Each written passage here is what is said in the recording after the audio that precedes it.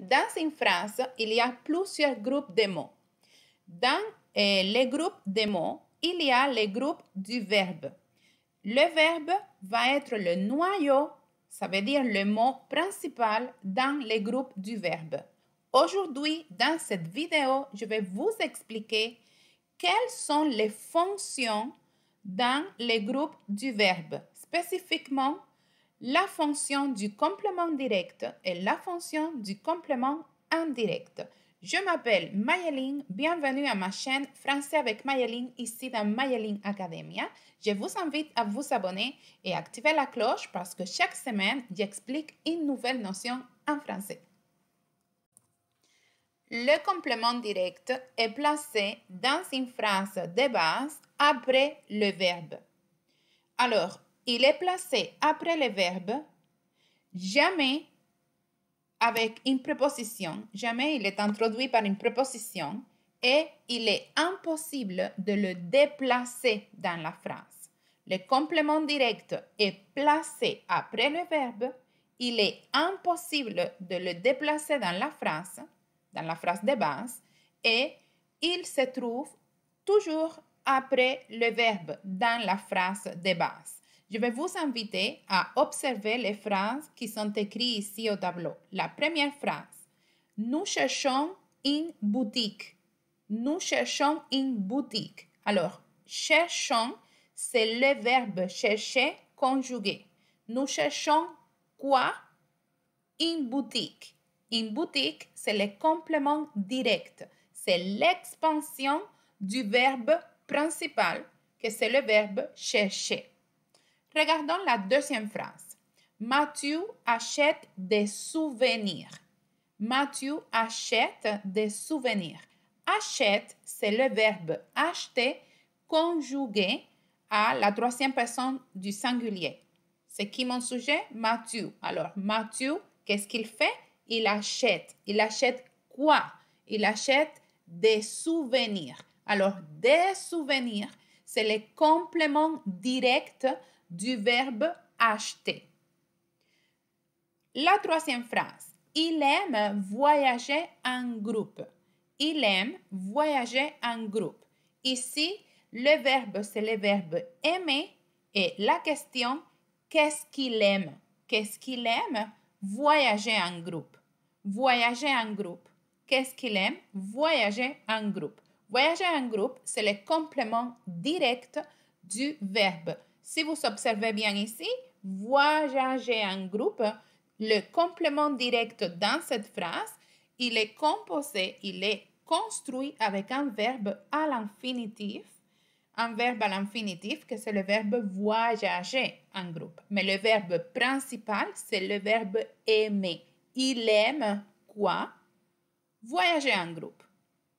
Mathieu achète quoi? Des souvenirs.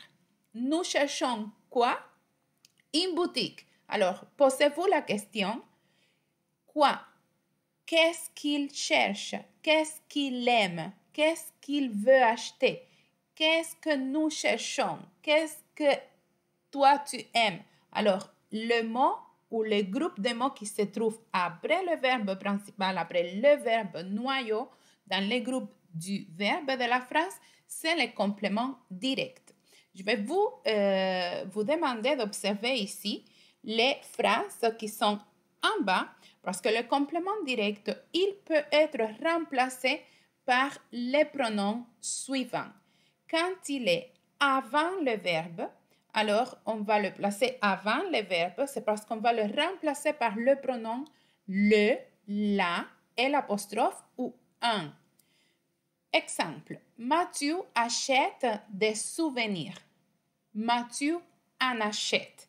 Dans ce cas-là, un, c'est le complément direct, qu'en même temps, c'est un pronom qui va remplacer. C'est le pronom qui remplace le complément direct.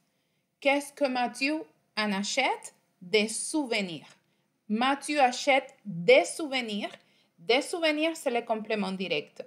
Mathieu en achète. Mathieu en achète. Mathieu en achète quoi? Des souvenirs. La deuxième phrase, c'est dans une situation où le complément direct est placé après le verbe. C'est là ou ça. Donc, on va le remplacer par cela ou ça. Il aime voyager en groupe. Alors, ici, on va placer le pronom après. Il aime cela. Il aime voyager en groupe. Il aime cela. Cela va remplacer voyager en groupe, que c'est le complément direct dans cette phrase.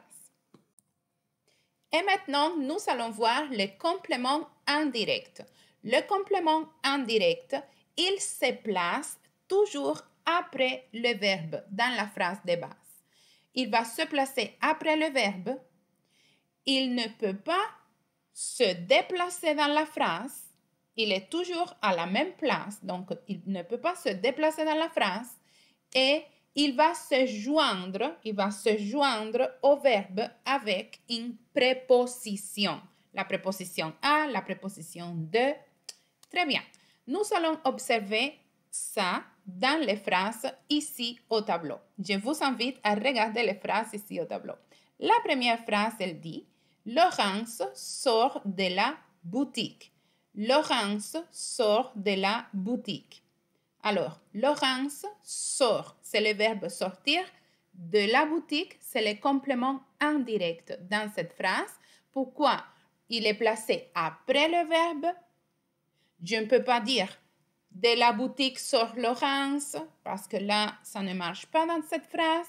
Et il est introduit, ça veut dire il se joint à la préposition de. Laurence sort de la boutique. Regardons la deuxième phrase. Mathilde parle à Édouard. Mathilde parle à Édouard. Parle à qui? À Édouard. Ici, le verbe